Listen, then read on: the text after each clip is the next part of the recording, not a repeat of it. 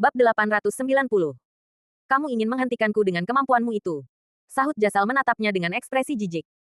Lalu, dia berkata, kalau ayah angkatmu ada di sini, mungkin dia masih memenuhi syarat untuk bilang begitu, tapi kamu nggak bisa menghentikanku.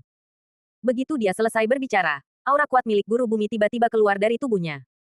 Hal ini langsung membuat darah Junet membeku dan dia berdiri mematung di sana hingga pucat.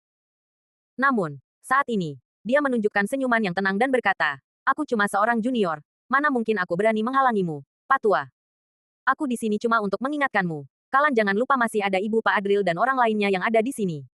Jasai menatap dengan tajam. Junet, bagaimanapun kamu adalah seorang tentara. Beraninya kamu mengancam keluarga Pak Adril. Apa kamu masih punya malu? Calvin berteriak dengan marah. Pak Adril adalah penyelamat ayah angkatku. Bagaimana mungkin aku mengancam keluarga Pak Adril? Jangan memfitnahku sembarangan. Junet tersenyum tipis dan berkata, aku cuma memberitahumu. Sekarang Pak Adril sudah menyinggung begitu banyak orang. Siapa yang tahu kalau mereka akan datang ke sini secara diam-diam untuk memanfaatkan kepergian kalian. Jangan lupa, nggak ada berita tentang Wiryo. Dia sudah menjadi anjing gila sekarang. Awalnya, aku bisa memastikan bahwa keluarga Pak Adril aman. Siapa yang meminta Pak Adril untuk memasukkan Zaskia ke sel isolasi? Kalau musuh yang kuat menyerang, aku akan sulit bertahan sendirian. Junet mengatakan ini dengan penuh arti. Dia menatap Adril dan berkata, Pak Adril, katakan padaku, apa ini masuk akal? Adril menatapnya dengan mata dingin dan menjawab, rencana yang luar biasa. Junet tersenyum sambil menyahut, Pak Adril terlalu menyanjung. Jasai dan yang lainnya juga terlihat murma. Junet memang orang yang licik. Apa yang dia katakan masuk akal dan beralasan. Jika dia dan yang lainnya pergi, tidak ada yang bisa mengetahui apakah dia ingin melakukan sesuatu pada Ana dan yang lainnya. Dia bisa mengabaikan semua tanggung jawabnya. Bahkan Gary tak terkalahkan hanya bisa dihukum atas kejahatan kelalaian dalam perlindungan.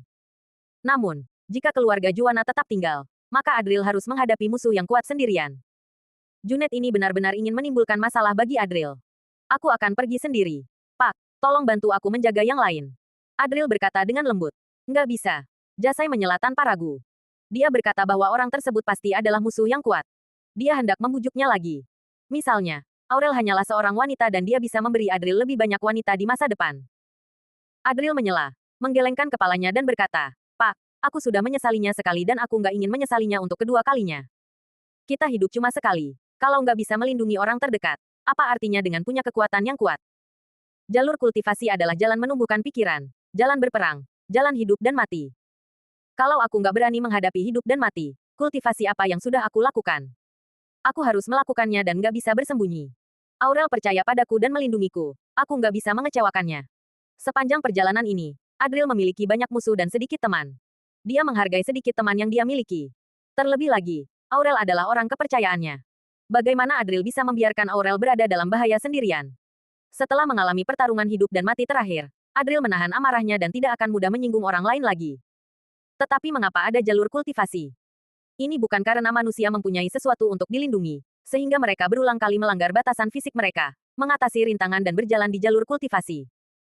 Beberapa pionir tewas dalam proses ini, tetapi jalur kultivasi semakin terbuka lebar. Sejak dia mulai berkultivasi, Adril telah berada di jalan hidup dan mati. Ada beberapa hal yang tidak bisa dihindari dan dihindarkan. Tidak peduli seberapa kuat warisannya, terkadang dia harus menghadapi hidup dan mati. Setelah berkata demikian, semua orang tercengang dan menatap Adril dengan ekspresi campur aduk. Mereka merasakan semangat yang tak terkalahkan dan menakjubkan. Hanya keberanian untuk menghadapi hidup dan mati yang membuat orang-orang terkesan. Kalau begitu, misal kamu nggak akan kembali, ucap Jasai sambil mengerutkan kening. Kalau begitu aku akan pergi dan nggak akan kembali. Adril keluar dari pintu tanpa melihat ke belakang lagi.